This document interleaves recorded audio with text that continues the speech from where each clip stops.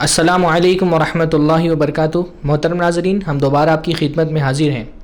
پچھلی مجلس میں رقیہ اور رقیہ سے متعلق بہت سارے موضوعات پر ہماری گفتگو ہوئی تھی شیخ محمد مقیم فیضی حفظہ اللہ سے۔ آج دوبارہ ہم ان کی خدمت میں حاضر ہیں اور ان سے انشاءاللہ ہم گفتگو کریں گے جن، آسیب اور اس سے متعلق بعض مسائل کے حوالے سے۔ آپ حضرات یہ جانتے ہیں کہ اس دور کے جو بہت حساس مسائل ہیں اور جن پر گفتگو کرنے کی بہت شدید ضرورت ہے، اور جن مسائل کی وجہ سے بہت سارے لوگوں کا نہ صرف یہ کہ عقیدہ خراب ہو رہا ہے، بلکہ دنیا کے بھی بہت سارے امور میں وہ گمراہیوں کی شکار ہو رہے ہیں۔ ان مسائل میں سے ایک بہت بڑا مسئلہ جنوں کا، جادو کا اور آسیب کا مسئلہ ہے۔ شیخ محترم نے اس موضوع پر کافی تفصیل سے تحقیق کی ہے اور بہت جلد ان کی ایک بہت مفصل کتاب اس موضوع پر منظر عام پر آنے والی ہے، لہٰذا انشاءاللہ ہم ان سے گفتگو کریں گے جن، جادو اور آسیب اور اس سے متعلق بعض مسائل پر۔ شیخ محترم کا ہم استقبال کرتے ہیں۔ جزاکم اللہ وحسن الجزا۔ شیخ، پہلا سوال تو ہمارا یہ ہے کہ جن کی حقیقت کیا ہے؟ بہت سارے ایسے فلسفی اور منکرین حدیث میں سے بہت سارے ایسے طبقے ہیں جو سرے سے جنوں کے وجود کا ہی انکار کرتے ہیں اور کہتے ہیں جن جیسی کوئی چیز پا ہی نہیں جاتی۔ تو قرآن و سنت کی روشنی میں جنوں کے وجود کی کیا حقیقت ہے؟ دیکھیے، جو لوگ آسمانی مذہب کو تسلیم نہیں کرتے ہیں یا جن کی بنیاد محض عقلانی مسائل پر ہوتی ہے یا تجربات اور مشاہدوں ہی پر یقین رکھتے ہیں، تو ایسے لوگوں کے ہاں بہت سارے انحرافات پائے جاتے ہیں، اور ایسے لوگ جو قلیل تعداد ہی میں صحیح بہت قدیم زمانے سے پائے جاتے ہیں، تاہم زیادہ لوگ ان باتوں کو ماننے والے ہیں اور تسلیم کرنے والے ہیں۔ اور حقیقت یہ ہے کہ کتاب اور سنت میں جو تفصیلات بتا دی جائیں، پھر اس کے بعد سوالیہ نشان قائم کرنے کی کوئی ضرورت باقی نہیں رہتی۔ اہل ایمان کا مسئلہ یہ ہے کہ وہ تو یؤمنون بالغیب، غیب پر ایمان رکھتے ہیں۔ اللہ اور اس کے رسول نے جن باتوں کو خبر دے دی ہے، ایمان کا تقاضا یہ ہے کہ اس کو من و عن تسلیم کر دیا جائے۔ اور جہاں تک جنات کا مسئلہ ہے، تو جنات کے سلسلے میں قرآن و حدیث میں واضح طور پر بتایا گیا ہے۔ اللہ تعالیٰ نے فرمایا کہ والجان خلقناہ من قبل من نار السموم، کہ ہم نے جنات کو یعنی انسان سے پہلے لو والی آگ سے پیدا کیا ہے۔ اس سے پتہ چلا کہ جنات اپنی تخلیق میں انسان سے پہلے ہیں، ان کو پیدا کیا گیا ہے، اور جنات کا اپنا وجود ہے، لیکن جنات انسانوں سے مختلف ہیں۔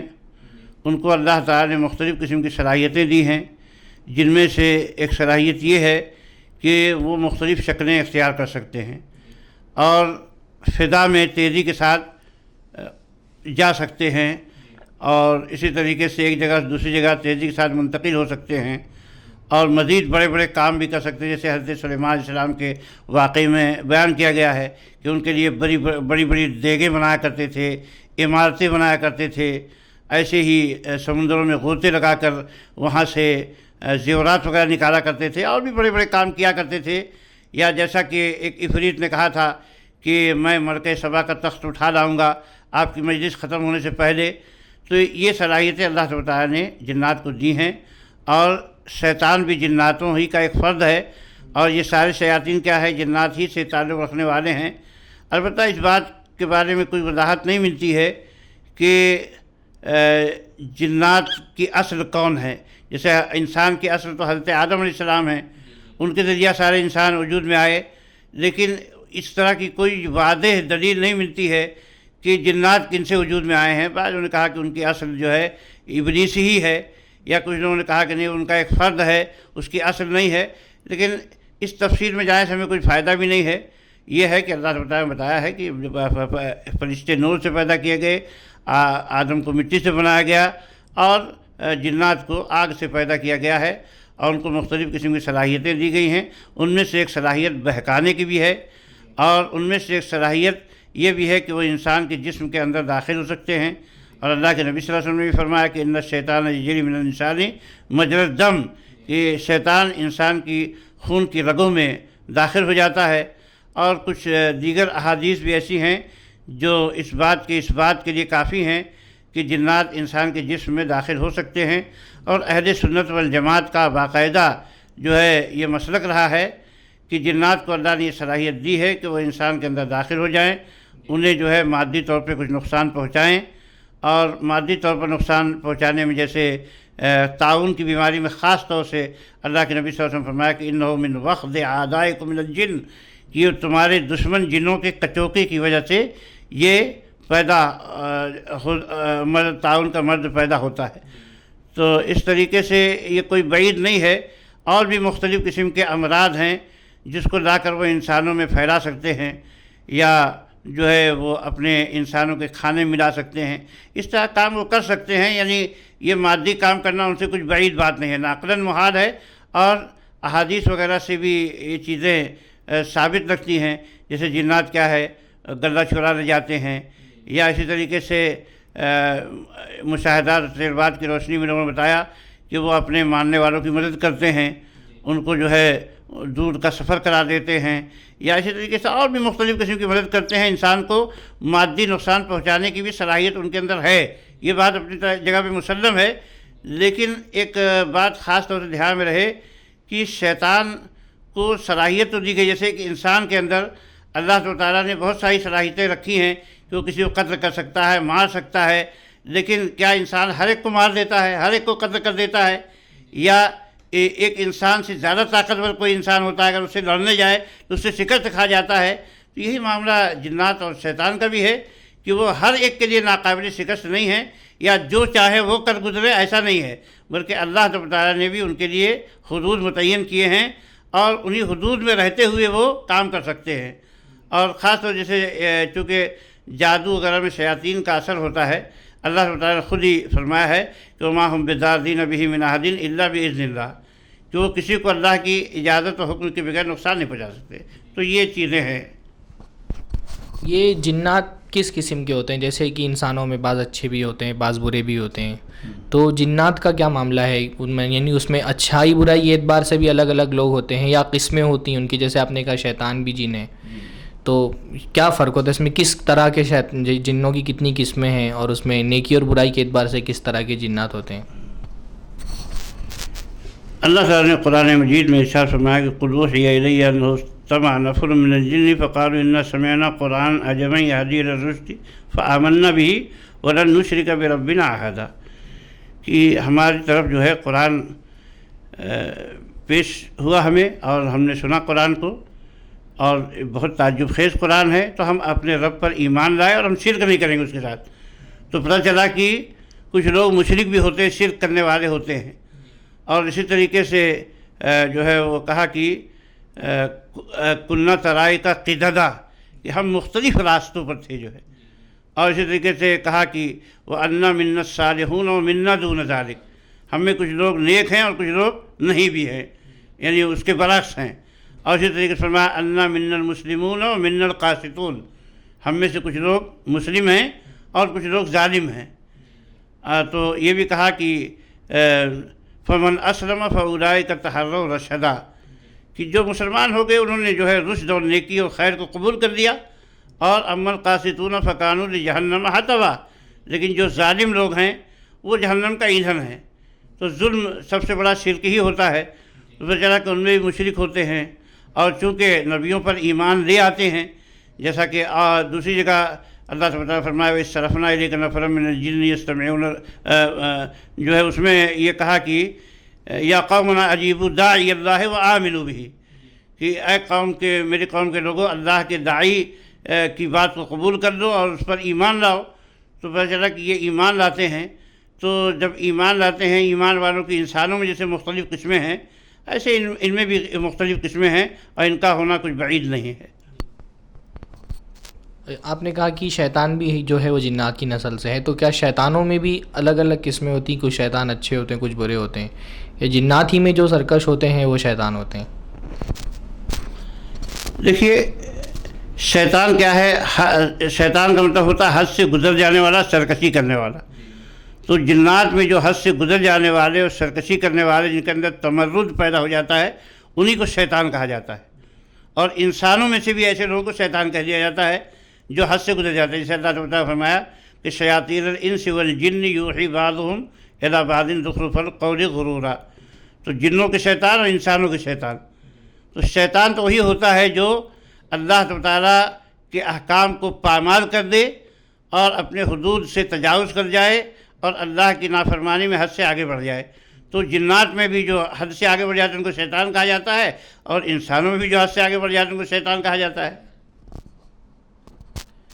آپ نے ایک بات یہ بتائی کہ شیطان جو ہے، جنات، ہر انسان کے ساتھ شیطان لگا ہوا ہے، اور مختلف حدیثوں میں بھی آتا ہے کہ جیسے نماز کے وقت میں بہکاتا ہے، یا جو بھی انسان کے سے گناہ ہوتے ہیں اس میں شیطان کے وسوسوں کا دخل ہوتا ہے. تو ایک تو معاملہ یہ ہے، اور ایک معاملہ وہ جس کو ہم آسیب کہتے ہیں، یعنی بعض مرتبہ یہ کہا جاتا ہے کہ اس آدمی کو جن لگا ہوا ہے یا اس کے جسم میں داخل ہو گئے.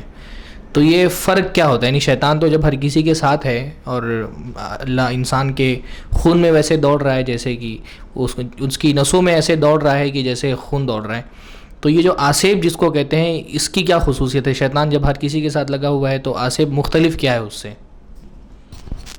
شیطان کا جو بنیادی کام ہے اور جو بنیادی ڈھیل اللہ تعالیٰ نے اس کو دی ہے وہ وسوسہ کا کام ہے، حمزات الشیاطین. شیطان کا جو حملہ ہوتا ہے وہ وسوسے کی شکل میں ہوتا ہے.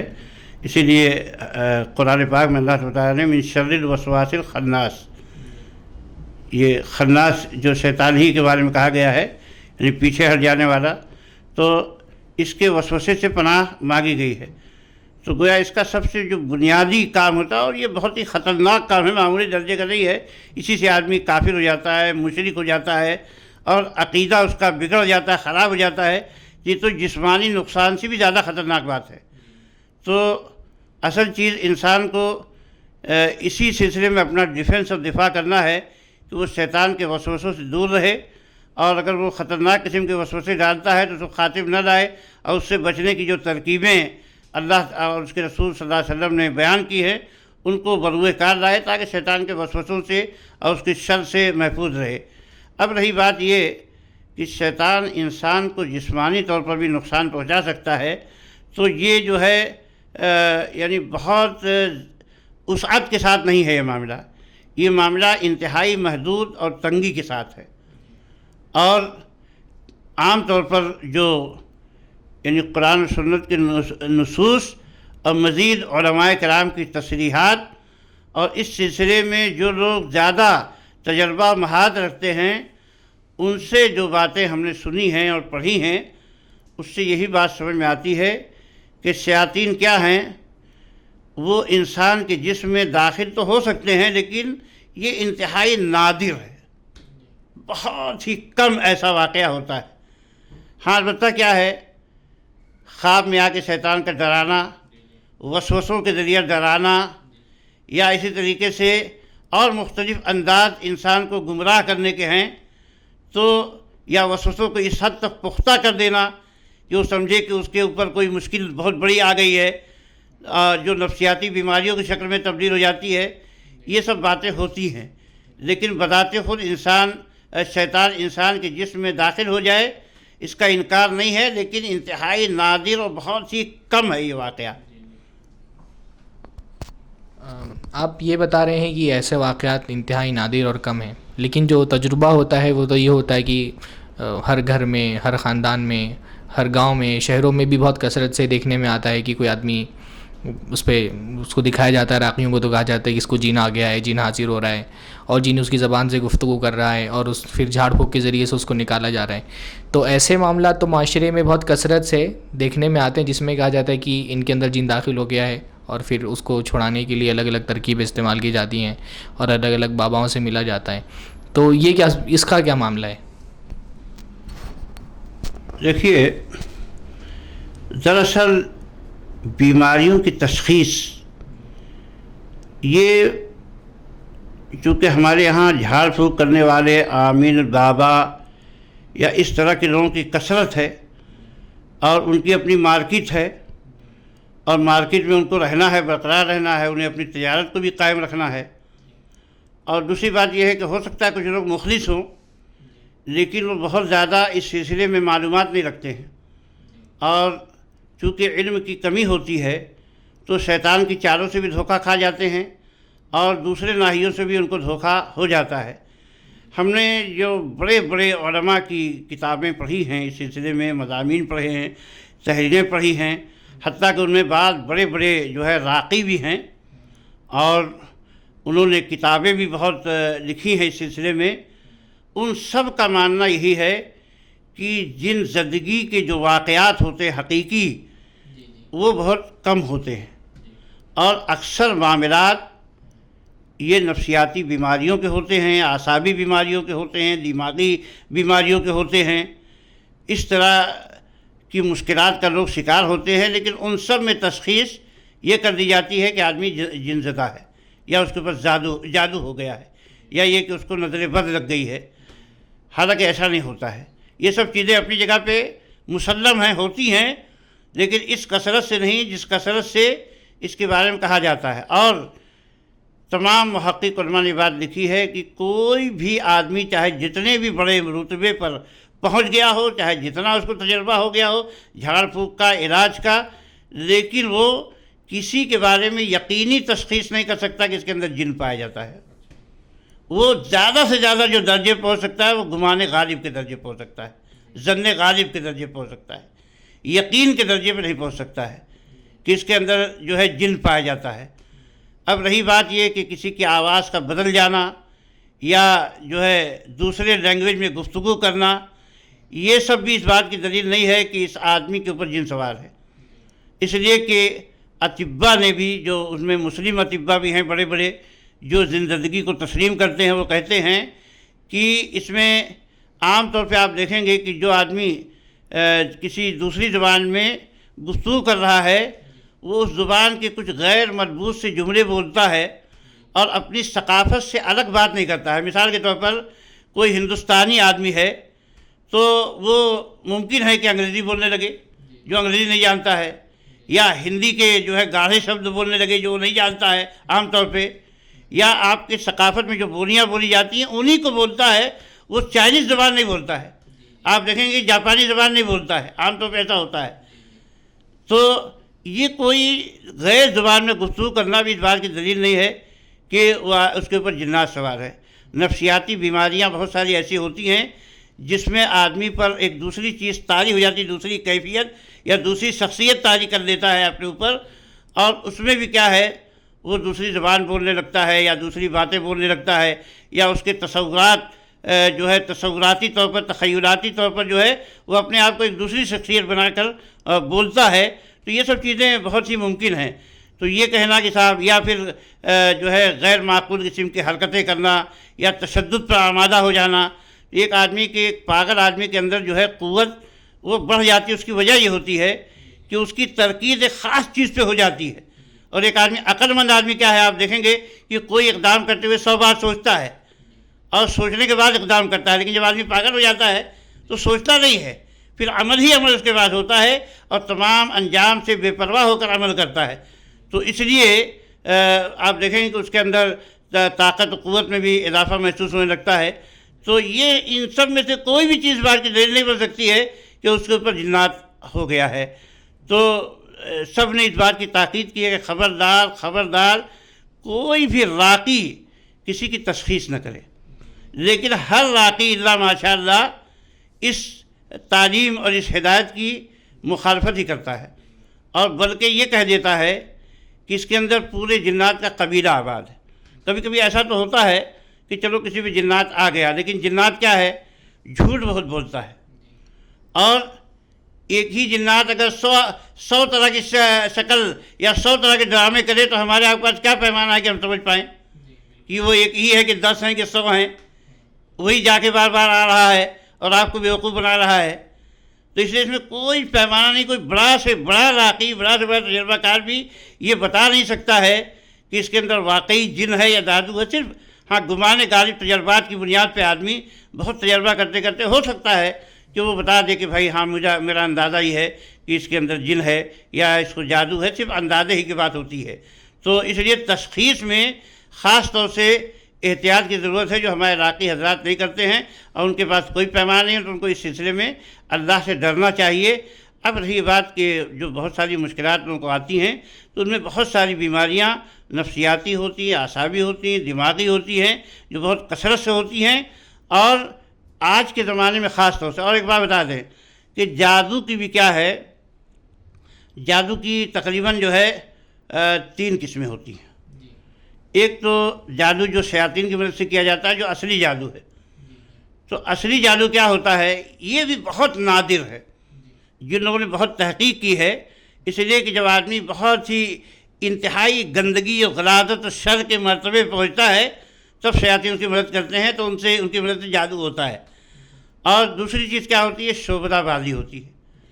شعبدہ باز ہوتے ہیں جو لوگوں کو بیوقوف بناتے رہتے ہیں. اور تیسری چیز کیا ہوتی ہے، وہ دواؤں اور جڑی بوٹیوں کے ذریعہ.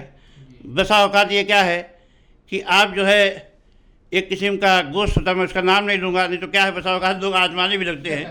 اگر وہ کسی کو کھلا دیجئے تو آدمی کا دماغ جو ہے کن ذہن ہو جاتا ہے جو ہے. تو اب اگر کسی نے کسی کھانے میں ڈال کے کھلا دیا تو آدمی کا کن ذہن ہو گیا، آدمی بلید ہو گیا. تو اب وہ تو سامنے والا کہے گا، جو جھاڑ پھونک عامل کے پاس گیا ہے تو سمجھے گا کہ واقعی اس نے کچھ کر کے دے دیا جو ہے، اس کی وجہ سے اس کا دماغ خراب ہو گیا. ایسی کچھ جڑی بوٹیاں ہوتی ہیں جن کے خاص اثرات ہوتے ہیں، جن کو یہ لوگ جو ہے عامل اور بابا قسم کے لوگ جانتے ہیں. یا آپ دیکھے ہوں گے کبھی کسی ہانجی میں انہوں نے جو ہے کوئی ماچس نے استعمال کیا، پیٹرول نے استعمال کیا، اور ایک جو ہے انہوں نے یوں کیا، یا کوئی قطرہ چھڑکا، پانی کا چھڑکاؤ کیا، آپ دیکھ رہے ہیں، اور پتہ چلا آگ لگ گئی. اس میں کیا ہوتا ہے، وہ فاسفورس ہوتا ہے. فاسفورس کو اگر آپ ہوا میں دکھائیں یا روئی کو اس پہ رکھیں تو آگ لگ جاتی ہے. تو اب سامنے والا نہیں سمجھتا ہے کہ تو بڑا جادوگر ہے، جادو کر رہا ہے. تو بہت سارے کیمیکلز کا استعمال کیا جاتا ہے، یا دوائیں یا جڑی بوٹیاں بھی استعمال کی جاتی ہیں، تو اس کو بھی لوگ جادو میں شمار کر لیتے ہیں. اور پہلے زمانے میں تو اور بھی زیادہ جو ہے لوگوں کو معلومات نہیں تھی تو دھوکہ کھا جاتے تھے. آج کے جدید اور ترقی یافتہ دور میں کتنے اچھے پڑھے لکھے دھوکہ کھا جاتے ہیں. ایک ہم نے دیکھا کہ ایک جو بابا ہے جس کے اس کا پروگرام ہم نے دیکھا تھا کہ اس کو صحیح طریقے سے قرآن کی کوئی ایک بھی آیت یاد نہیں. جو اس نے پوچھا کہ بھائی قرآن کی کم سے کم ایک آیت تو سنا دو، تو کہا مجھے نہیں یاد ہے. تو کہا کیسے علاج کرتے ہو؟ کہا درود شریف. کہا درود شریف سناؤ. تو درود شریف بھی اس نے جو ہے صحیح سے نہیں سنایا. اور وہ آپریشن کرتا تھا. آپریشن کیا، میڈیکل پٹیاں لگا دیتا تھا، ہارٹ کا آپریشن کر رہا ہے، گردے کا آپریشن کر رہا ہے، اور اسی طریقے سے بڑی بڑی بیماریوں کا علاج کر رہا ہے. اور اس میں دیکھا کہ ایک بہت بڑا جو ہے پڑھا لکھا سرکاری آفیسر بھی اپنے بچے کو لے کر آیا ہوا ہے ایسے جاہل عامل کے پاس. تو کیا ہے، اس میں جو تشہیر ہوتی ہے، مارکیٹنگ ہوتی ہے، اس کا بھی بڑا اثر ہوتا ہے. اور مارکیٹنگ سے بہت سارے لوگ گمراہ ہو جاتے ہیں. اور اسی طریقے سے آپ دیکھیں کہ ایک عامل کے بارے میں آیا معاذ اللہ کہ اس نے 600 لڑکیوں کے ساتھ غلط کاری کی، اور وہ سب اولاد کے چکر میں ان کے پاس جاتی تھیں کہ وہ کچھ عمل کرے گا، اولاد جائیں گے، تو اس نے ان کے ساتھ غلط کاری کی اور پکڑا گیا.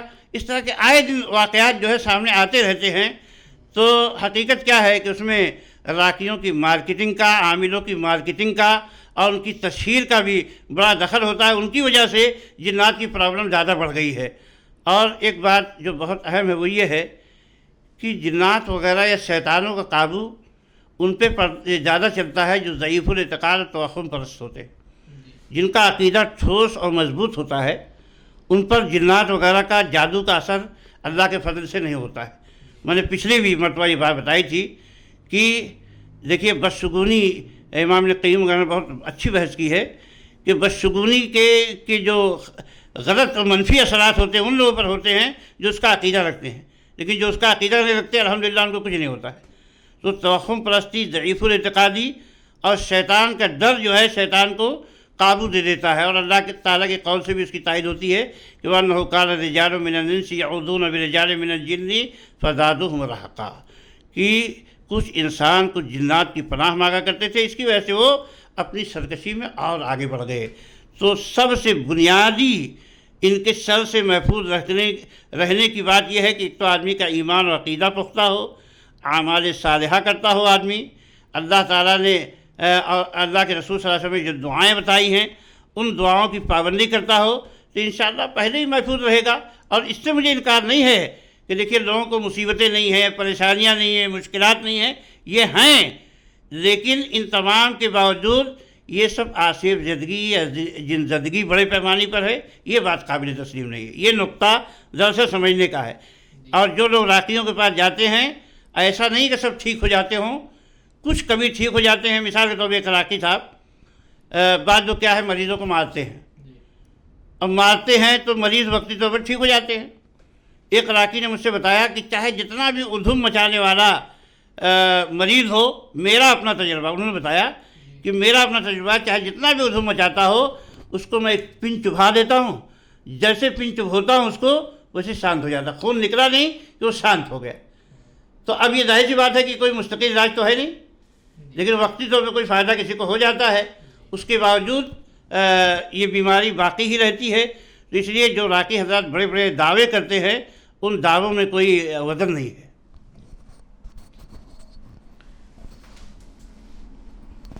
آپ نے یہ بتایا کہ کسی شخص پر آسیب ہے یا نہیں ہے، اس کو جاننے کا کوئی حتمی طریقہ نہیں ہے، تو اور بہت ساری نفسیاتی بیماریاں بھی ایسی ہوتی ہیں کہ جو آسیب سے ملتی جلتی ہیں۔ ایسی کچھ بیماریوں کے بارے میں مزید تفصیلات آپ بتائیں کہ کون سی ایسی نفسیاتی بیماریاں ہوتی ہیں جو آسیب سے ملتی جلتی ہیں۔ دیکھیے اس سلسلے میں دماغی بیماریوں پر بہت تحقیق لوگوں نے پیش کی ہے، اور اس کا مطالعہ کیا جائے، جیسے انسان کے اندر جو اس کو نفسیاتی بیماریاں ہوتی ہیں، اس میں کئی طرح کی چیزیں ہوتی ہیں۔ ایک تو یہ ہے کہ انسان کے اندر مہیا یا مستعد عوامل ہوتے ہیں۔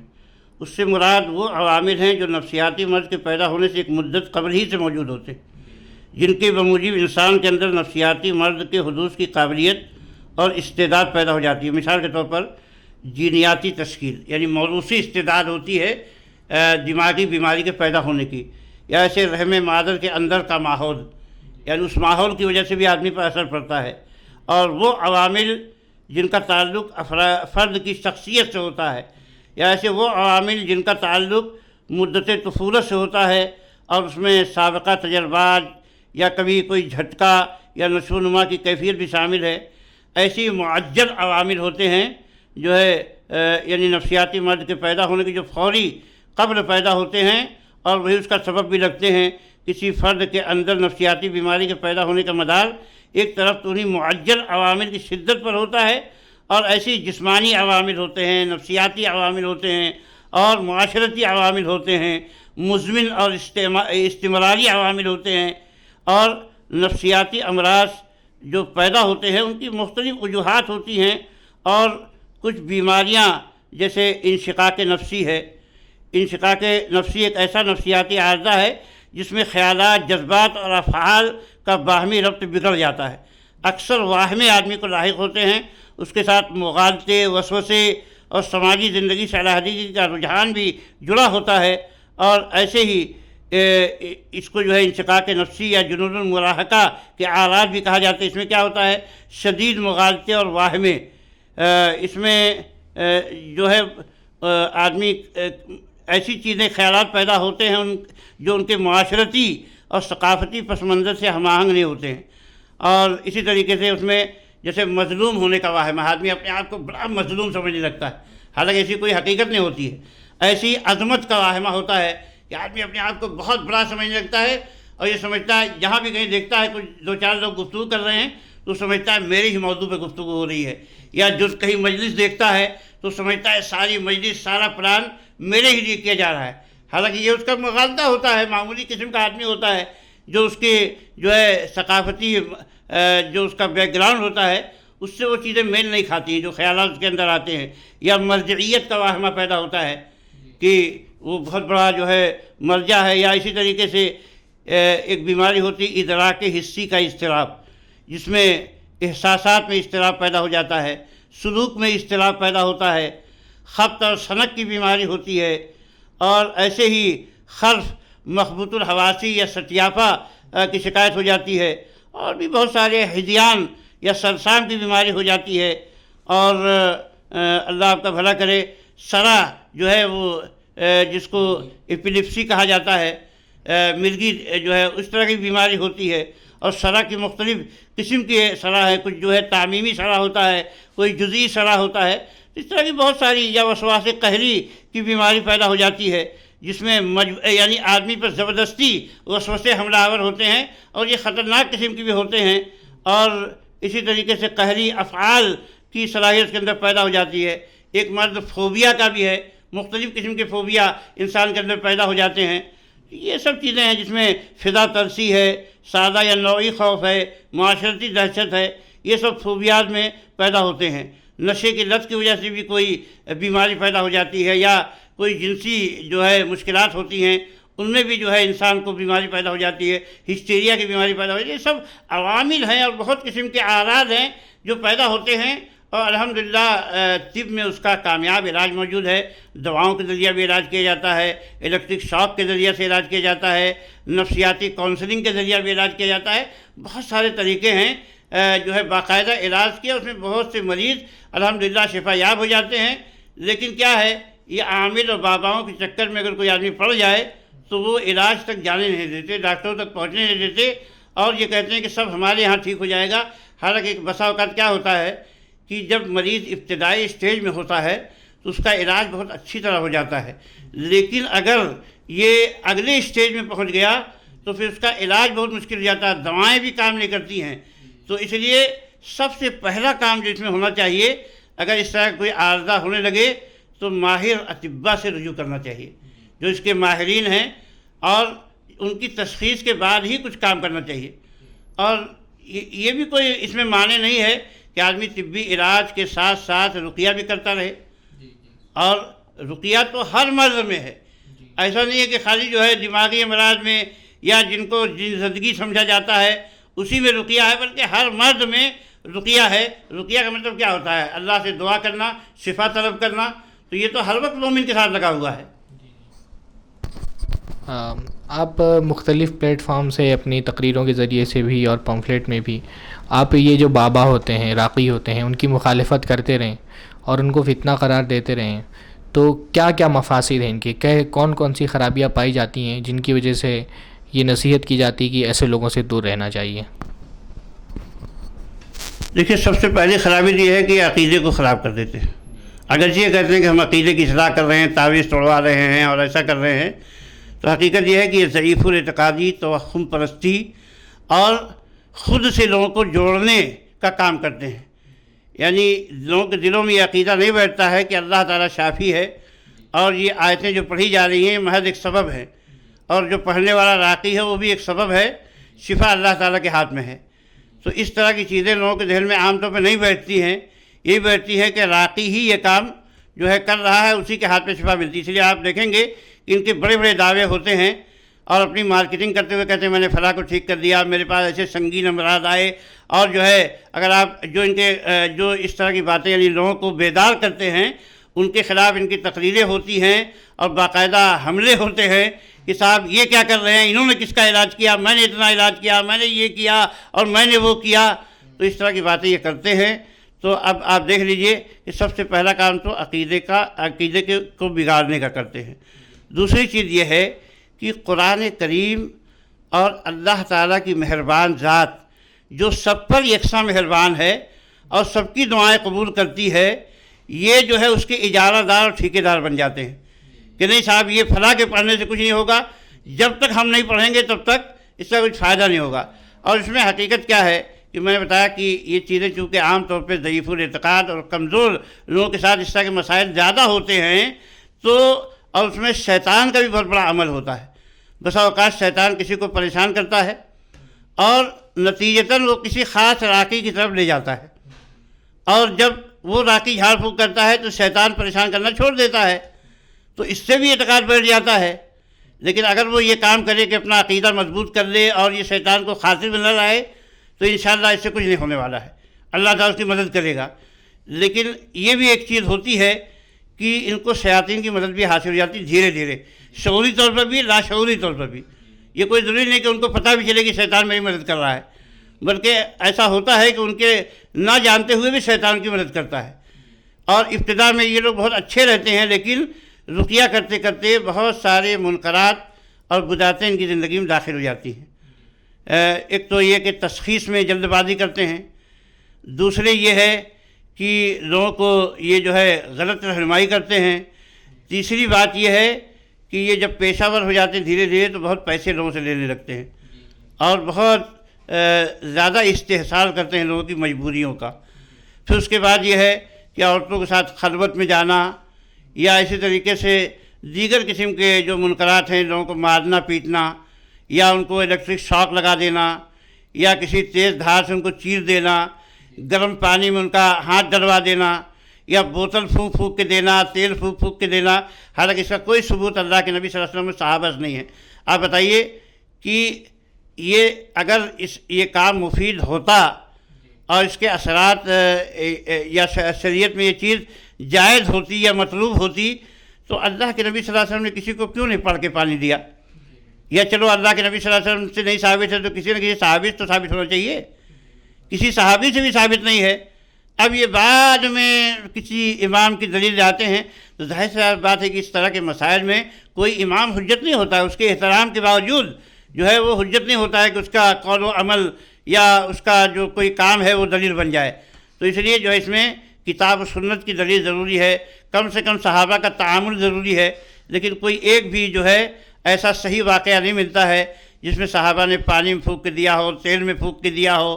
اچھا، پھر اس کے بعد راقی حضرات کیا کرتے ہیں، دھیرے دھیرے وہ ڈاکٹر بھی بن جاتے ہیں، وہ دوائیں بیچتے ہیں جبکہ دواؤں کے بارے میں کوئی نالج نہیں ہوتا ہے اور ایسی دوائیں دے دیتے ہیں جو لوگوں کے لیے بہت نقصان دہ ہو جاتی ہیں۔